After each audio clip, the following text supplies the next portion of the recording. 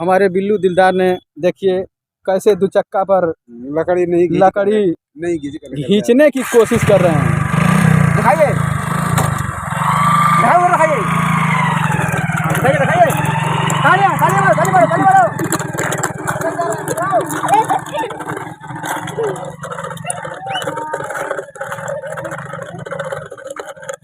बहुत अच्छे, बहुत अच्छे। हमारे बिल्लू दिलदार ने कल ट्रैक्टर खींचे इसी दुचक्का से, आज लकड़ी खींच रहे हैं।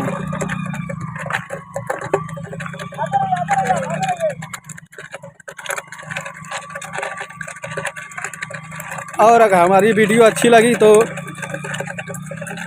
लाइक और सब्सक्राइब कमेंट में ज़रूर लिखें। देखने के लिए बहुत बहुत धन्यवाद।